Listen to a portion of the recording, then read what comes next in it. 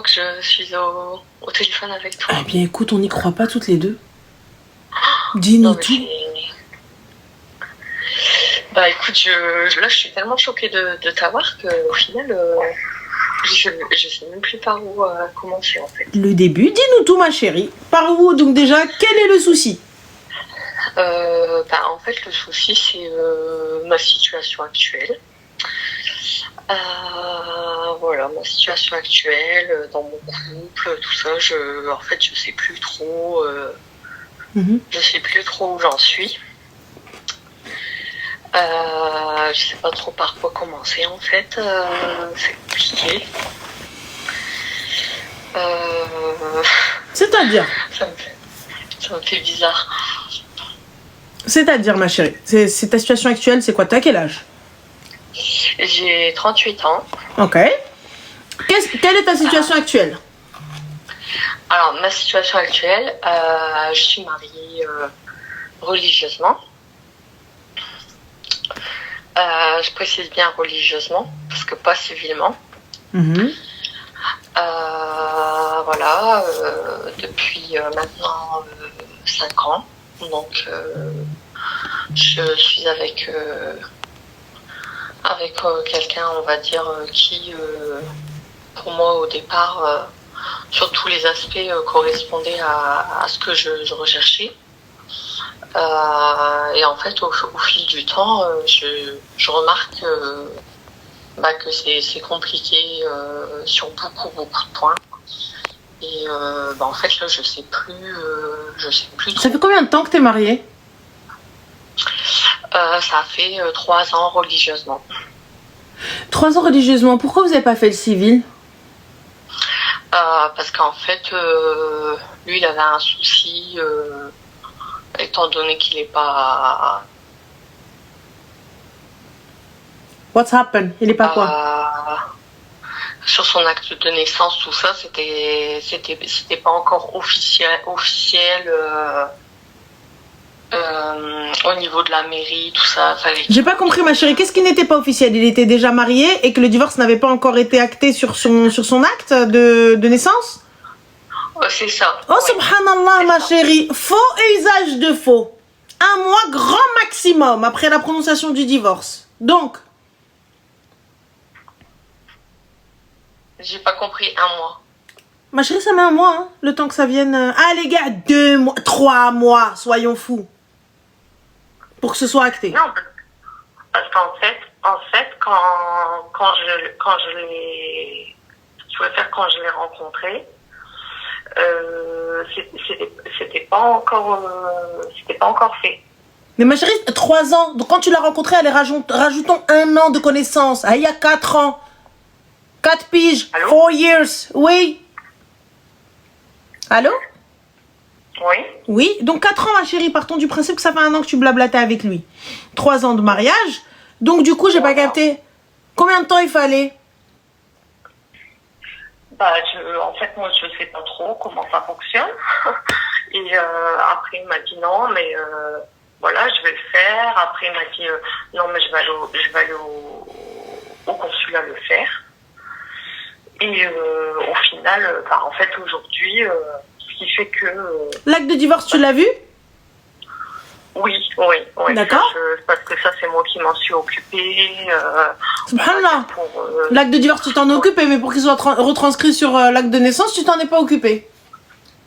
Ça, je m'en suis pas occupée parce que comme il me disait que c'était au consulat, tout ça, j'ai dit écoute, ça tu fais ça toi-même, et il m'a dit de toute façon on est mariés religieusement, et entre guillemets c'est que ce qui compte, voilà, qu'on est mariés religieusement. Mais j'ai dit oui, mais en France, bien sûr, c'est ce qui compte. Mais du coup, ma chérie, 3 piges, les هبة المنطورة في سبيل الله لوجه الله صدقة في ديدي في خاطر tout le monde 1 million. Du coup, ma chérie, ina عرس درتي, ina عمرية tu as eu, ina bague en diamant, you have, qu'est-ce que tu as? En fait, quand on a fait le mariage religieux, il m'a demandé qu'est-ce que tu veux.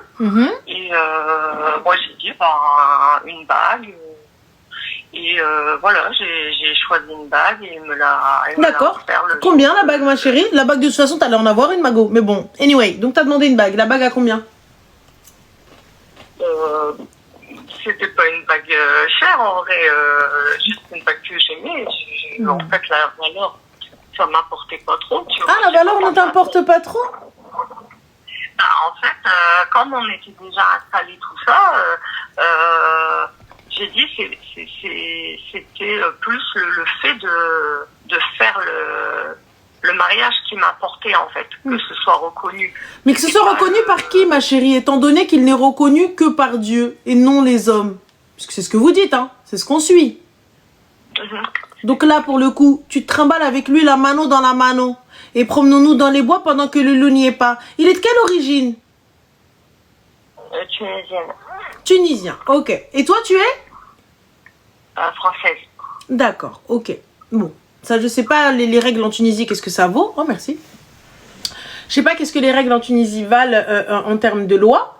Si tu peux aller prendre un hôtel et qui que ce soit, etc. Mais tes enfants, ma chérie. Tes enfants... Ah non, mais moi je l'ai connu ici, je l'ai pas connu... C'est pas la question. Tu veux voyager avec lui. T'es musulmane? Oui. D'accord. Donc tu voulais peut-être aller faire le pèlerinage avec lui, non? Inch'Allah, j'aurais aimé... Tu l'aurais fait comment, ma chérie, sans acte? Tu l'aurais fait comment sans acte de mariage? Ah, ça, je sais pas. Ah bah moi non plus. Ah oui. Comment l'aurais-tu fait, ma chérie? Comment prendre en plein Mecca, prendre une chambre avec lui? Je sais pas. En plus, là, il part faire une Omara avec ses parents. Wow, amazing. Ouais. Il voulait que je vienne aussi. Ah ouais? Il m'avait dit on est trois dans la chambre avec ses parents. Il m'a dit c'est mieux si on est quatre. Mais moi j'ai dit je peux pas parce que moi j'ai un garçon en fait on va dire d'un précédent mariage. Et j'ai dit moi je peux pas laisser mon fils voilà plus de 10 jours comme ça.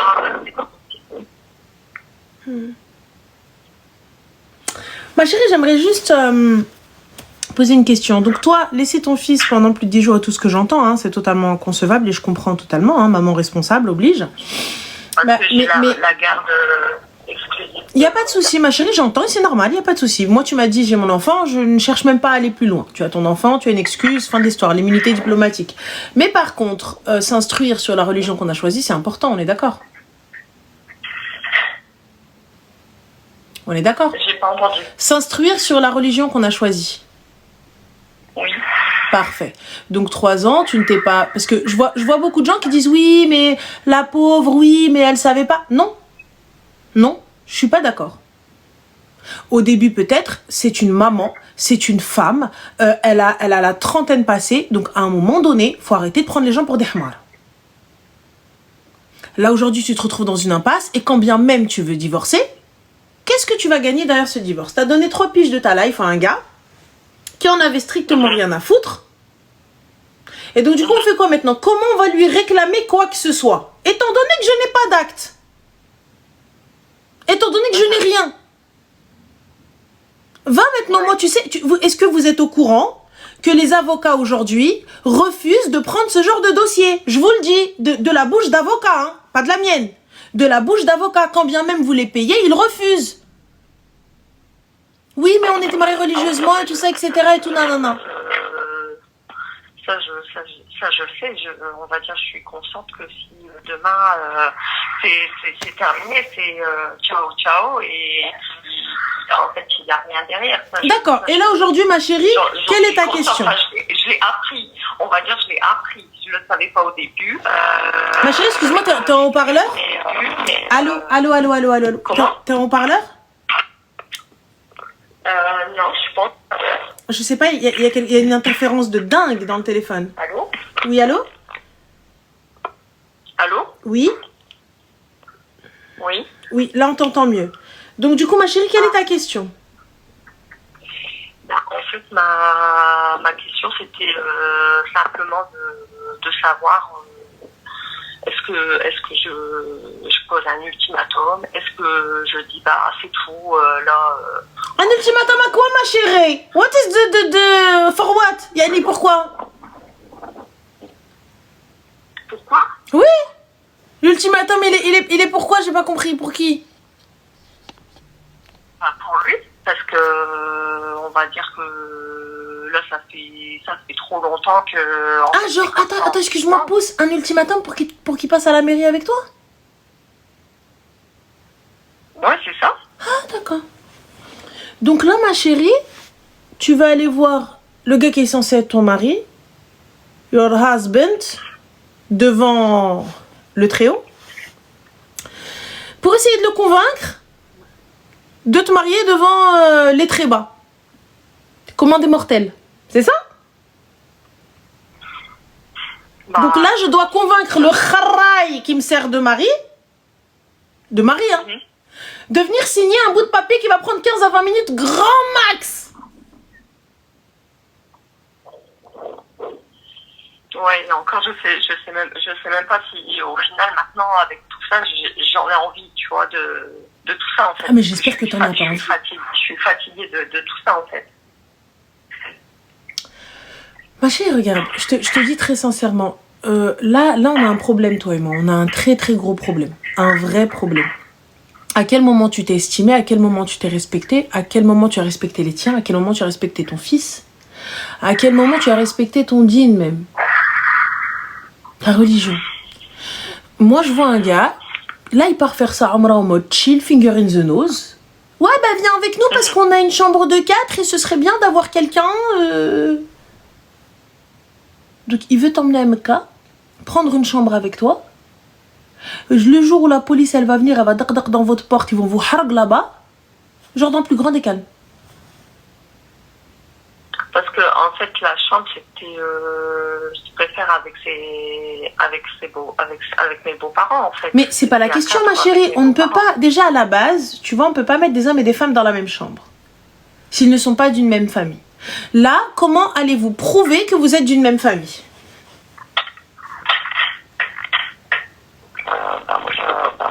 On t'entend mal, ma chérie, on t'entend un robot. Moi je peux pas prouver. Bah, comment ça, tu peux pas prouver? Bah, moi, je veux que tu prouves. J'arrive, je suis la police et je veux que tu prouves. On fait quoi? Ouais, Wallah Nadine. C'est ce que tu vas leur dire? Oui. Allô? Oui? Oui, j'ai dit que moi, je peux pas prouver. Bah, comment tu peux pas prouver, ma chérie? Quand le policier va venir et qu'ils vont zarouat tes ancêtres, parce que là-bas, ils rigolent pas. Ils en ont rien à foutre de qui on est, de qui tu peux être, etc. T'es pas le fils d'un émir, t'es pas le fils d'un roi, tu fais pas partie de quelconque corps diplomatique ou de qui que ce soit ou de quoi que ce soit qui peut créer une guerre avec leur pays. Et Dieu seul sait qu'il y en a très peu qui peuvent créer une guerre avec l'Arabie Saoudite. Comment on fait? Bah ça je sais pas, en fait moi je le laissais lui gérer, on va dire si ça se faisait, c'était nous on partait de France pour aller jusqu'en Tunisie et en fait après de Tunisie on prenait mes beaux-parents et de là on partait. Alors excuse-moi ma chérie, un petit truc. Alors on a, où est-ce qu'il est? Donc on a Zahia, il y aura rien du tout, le halal il passe, parfait ma chérie. Donc moi j'arrive, je t'arrête en tant que policier à la douane, fait le même la casse saoudia. Et on te dit, Zawej, parce que juste pour info, hein, on m'a demandé le livret de famille. Hein. Voilà, pour info. Tu voyages avec un homme là-bas, on te demande le livret de famille. Donc pas de souci. Surtout quand tu vas aller prendre une chambre, tout ça, etc. Livret de famille. Ok, passons. Et même l'agence de voyage, donc Zahia, ma chérie, on t'a rien demandé.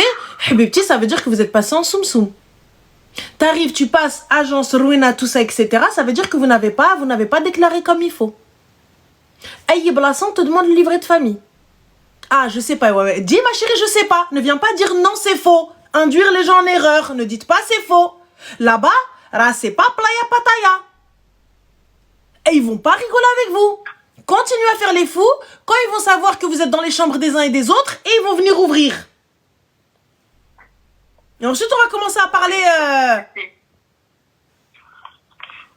Moi, avec une agence, donc enfin, moi, comme elle a parlé, il m'a dit c'est avec une agence, en fait. La Umrah, ma chérie, il n'y a pas de souci. La Umrah, c'est pas un problème. Je pense que tu peux partir, tout ça, etc. Là, je te parle d'aller prendre une chambre avec ce gars-là. Oui, mais on va être avec ses parents et tout ça. Donc, il va y avoir 2 hommes, 2 femmes. En cas de contrôle, partons du principe, tu sais quoi? Allez, c'est des hmars. Ils ont rien vu. Un contrôle. Oui. On fait quoi? Ah, ça, je sais pas, mais de toute façon, au final, ça se fait pas parce que moi, j'ai dit non, tu vois, j'ai dit, je peux pas. Mais ça se fait pas, ma chérie, ça se fait pas normalement, même dans un autre pays. 3 ans que t'es là en train de négocier, de quémander un passage à la mairie. Ça fait 3 ans et au départ, j'ai dit, on va dire, moi, j'ai eu, on va dire aussi, voilà, j'ai eu un divorce difficile. J'étais seule avec mon garçon. Tu vois, ça a été compliqué en fait. Et je me suis dit, bon, je vais laisser le bon soupçon, tu vois. Pour moi, c'était difficile. Et j'ai dit peut-être pour lui aussi, ça a été difficile pour lui. Je vais laisser le bon soupçon. Voilà, on s'est trouvés, c'est comme ça, c'est le mektoub et ça va bien se passer pour nous, Inch'Allah. Et en fait, au fur et à mesure du temps, en fait, c'est plus la même personne, c'est plus le même homme. Il est très dur, il est agressif, il est violent. Envers ton fils? Comment? Envers ton fils? Envers mon fils, verbalement. Quitte-le. Comment? Quitte-le. Je t'explique, ma chérie. Et là, je te le dis, wallah, il n'y a pas de c'est compliqué. Et écoute bien et ouvre tes oreilles. Ton fils est ta priorité. Oui, ça a toujours été. Ton fils est ta priorité. Je te le répète encore une fois. Ton fils est ta priorité. C'est ma priorité. Ça sera ce qui veut dire que, tu vois, t'aider à éduquer ton enfant, c'est pas un problème. L'engueuler, le punir, c'est pas un problème. Tant que ça n'est pas châtiment corporel, etc., va dans ta chambre, t'es puni, pas de PS, pas de ceci, pas de téléphone, ça passe, il fait partie de l'éducation. Il va rentrer dans tout ça, c'est pas grave, vous vivez sous le même toit, c'est tout à fait normal. Par contre, ma chérie, qui deviennent violents verbalement envers mon enfant, qu'est-ce qui l'empêche de l'être physiquement? Et attention, les mots sont plus hard des fois que les coups. Ah oui, ben c'est ça en fait, c'est que là depuis quelque temps, on va dire, moi j'ai l'impression qu'on subit une violence psychologique de sa part, tu vois. Au début du live, il parlait là du docteur, je sais pas comment, mais on va dire ça peut arriver à n'importe qui. Et moi, ça fait 1 an maintenant que je suis en arrêt de travail. J'ai des problèmes de santé. J'ai fait une dépression, un burn-out, j'ai eu des soucis, tu vois, bon, j'ai plus de parents. Et en fait, je suis seule, tu vois, je suis seule. J'ai toujours été forte, parce que j'ai toujours été forte pour mon garçon. Ma chérie, on t'entend pas. J'ai repris mes études. Tu sais quoi, regarde, là, je vais te dire un truc. Aujourd'hui, qu'est-ce que tu souhaites faire à partir du moment où il est violent envers ton fils? Qu'est-ce que tu souhaites faire? En fait, c'est ça, c'est que quand je lui parle, que je lui dis que, en fait, c'est pas comme ça que ça fonctionne.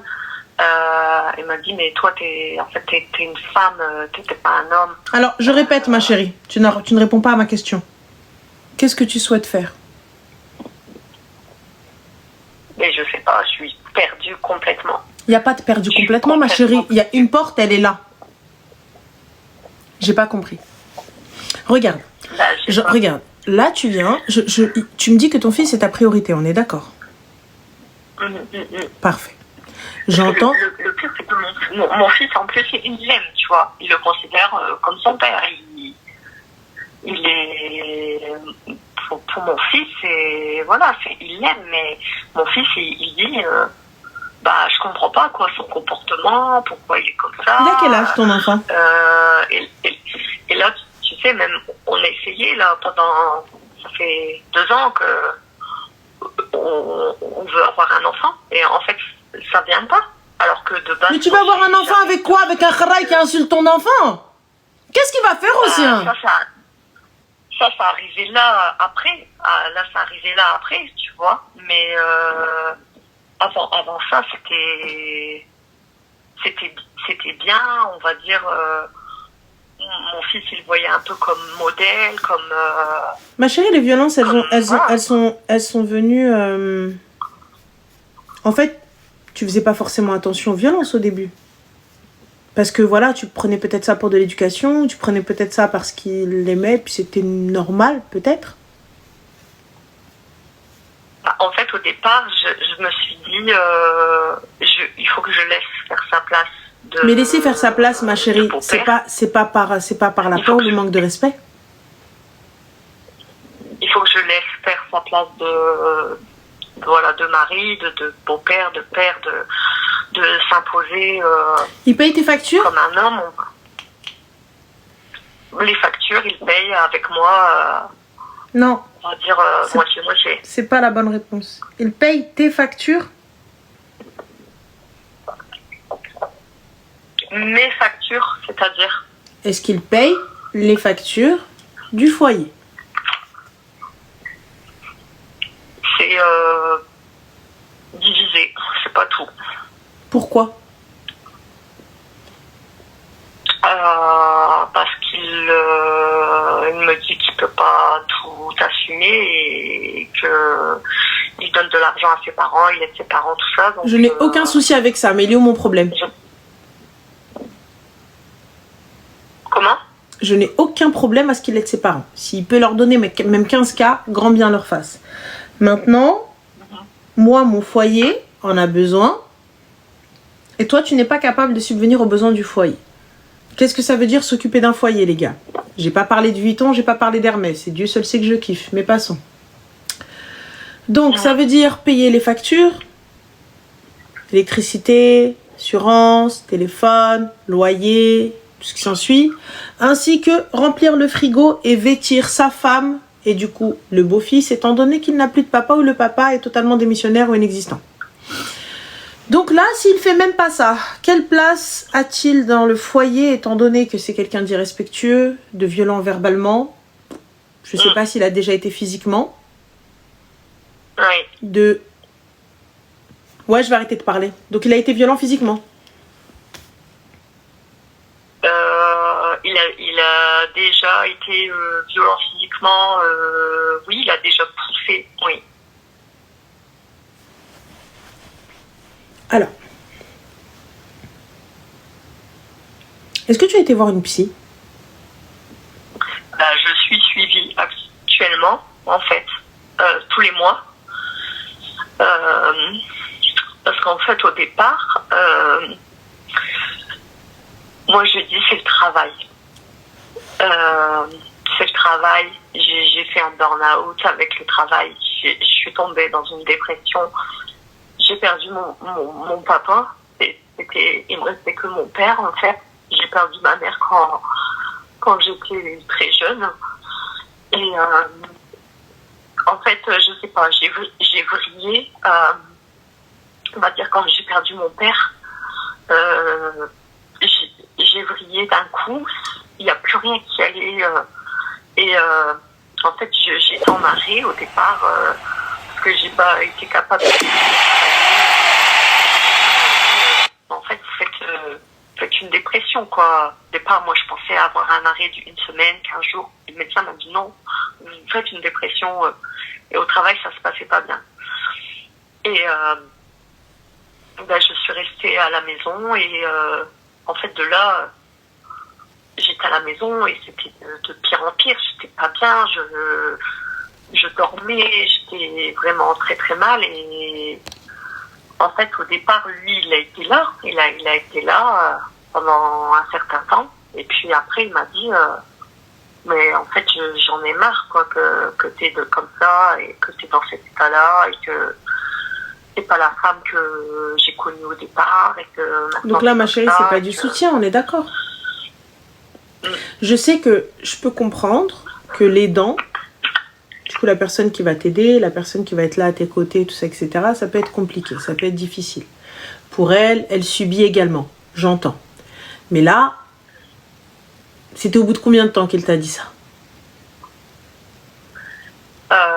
Ben ça fait déjà un moment, ça fait presque un an maintenant. Et en fait, plus on avançait et moins ça allait. Et après, en plus, on n'arrivait pas à avoir d'enfants.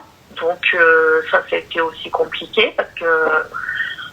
mais ma chérie, attends, excuse-moi. Donc tu ne t'es... Excuse-moi.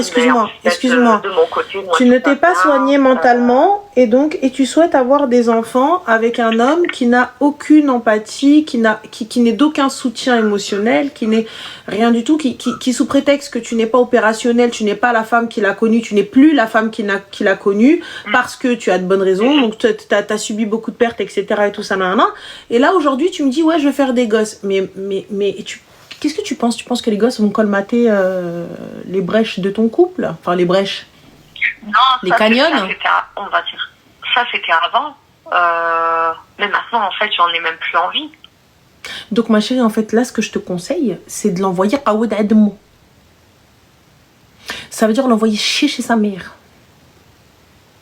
Clair, net, précis. Très clair, très précis. Il n'aime pas, oui, mais lui poser un ultimatum de quoi? Une personne violente, une personne qui n'est d'aucun soutien, une personne qui ne t'aide en rien. Et toi, t'es là encore en train de te poser des questions. T'as vécu le pire, t'as perdu un être cher, t'as perdu ton père, le mec il n'a pas été là, il n'a pas été présent. Qu'est-ce que tu veux d'autre?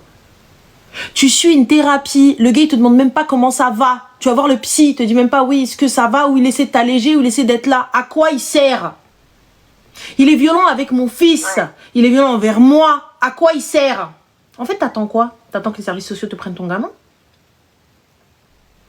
Il suffit qu'un jour ils disent une phrase, que les services sociaux te prennent ton enfant.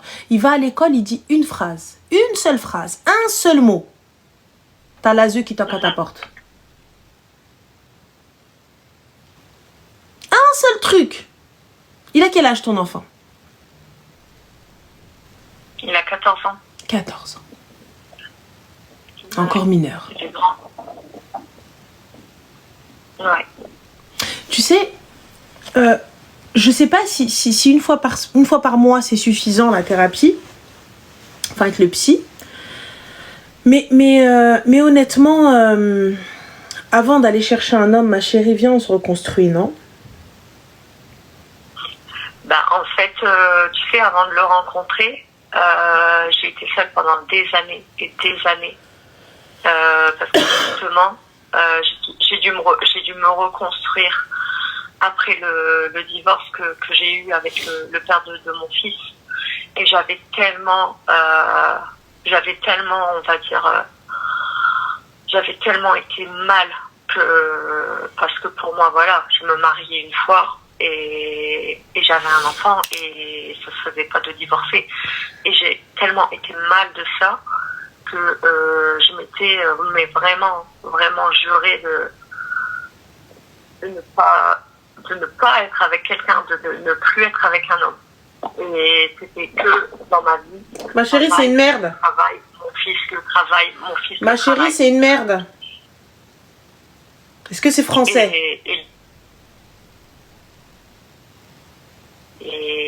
Est-ce que c'est français? Est-ce que c'est français? C'est une merde.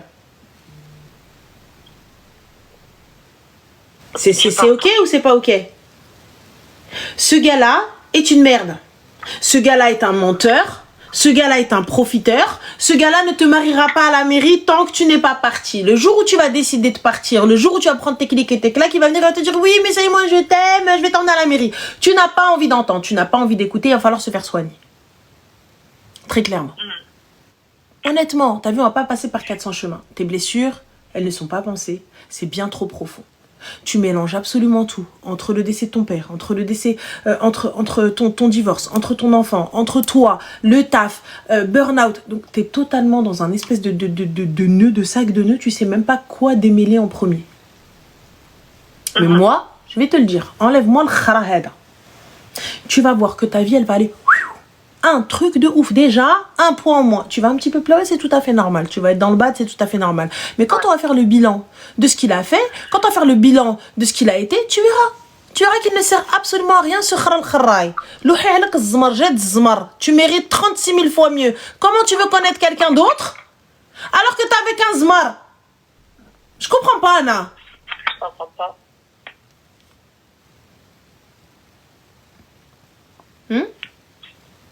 Allô? Oui. Allô? Oui. Ouais, je t'entends pas. Allô? Oui. Oui. Oui, je t'entends pas. Je t'entendais pas. D'accord. Mon conseil, ma chérie, c'est quitte-le. Oui. Mais Ouais. parce qu'en fait, il faut que ce soit lui qui parte. C'est... Non, non, non. Non. C'est ça. On va changer la serrure. Fin de l'histoire. La maison, l'appartement, il a ton nom. Il a un nos deux noms. Dans le foudoir. Voilà. Parce que là, moi, je me suis dit, je vais attendre. En fait, là, il va partir un mois avec ses parents. Et quand il va rentrer de faire la Omra, et quand il va rentrer avec ses parents, je vais dire, bah, c'est tout, quoi, tu pars. Pourquoi attendre? Pourquoi repousser l'inévitable? En fait, ma chérie, c'est toi, tu veux pas. T'essayes de trouver, de repousser quelqu'un. Ouais, je sais pas.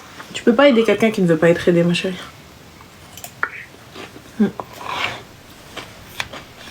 Tu veux pas qu'il parte. Pour toi, ce sera un second échec.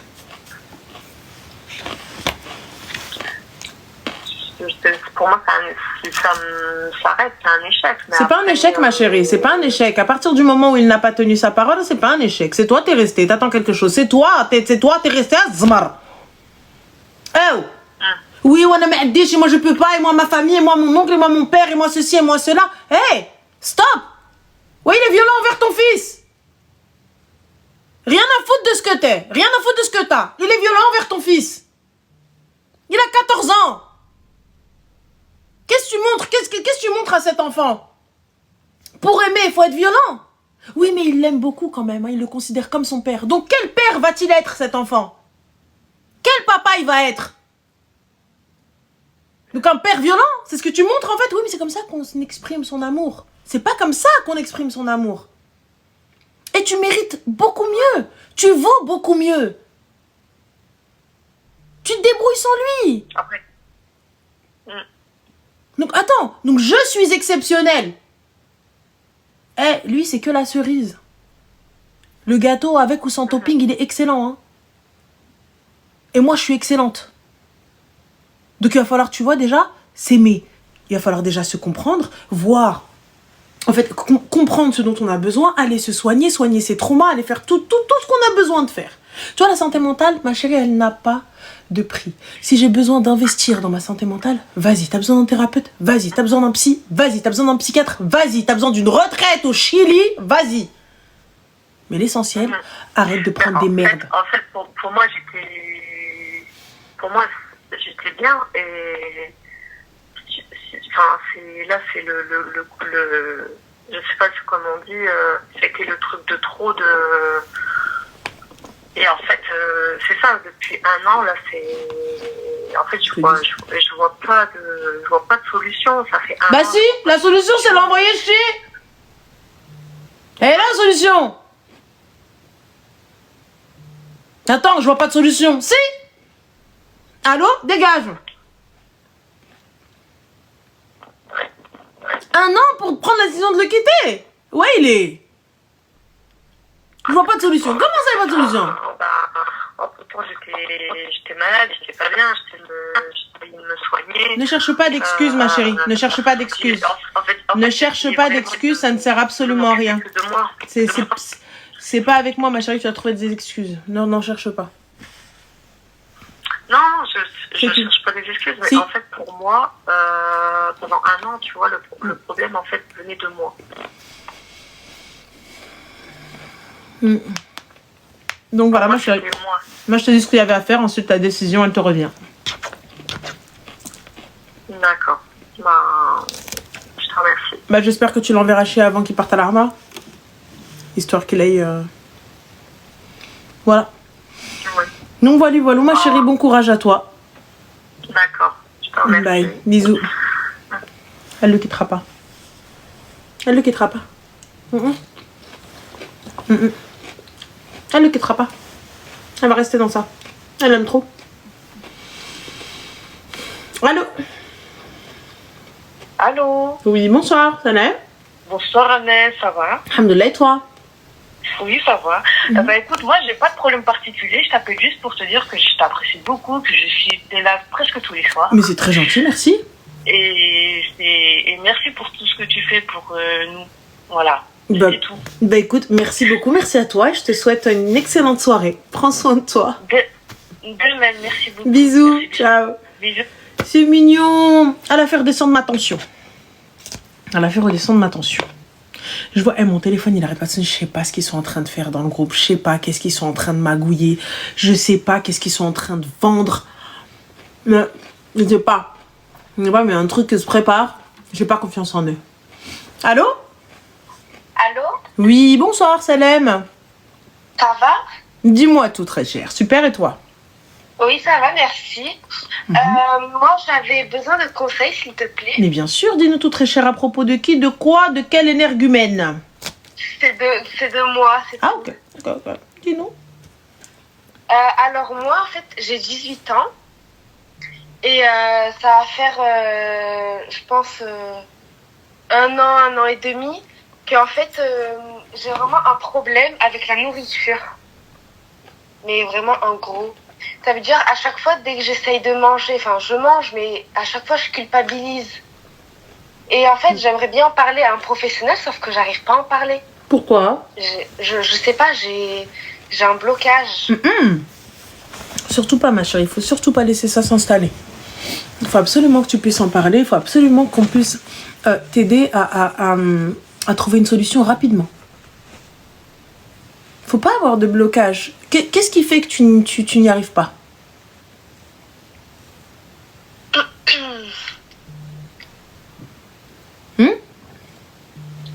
Pardon, désolée, je t'ai pas entendu. Qu'est-ce qui fait que tu n'y arrives pas?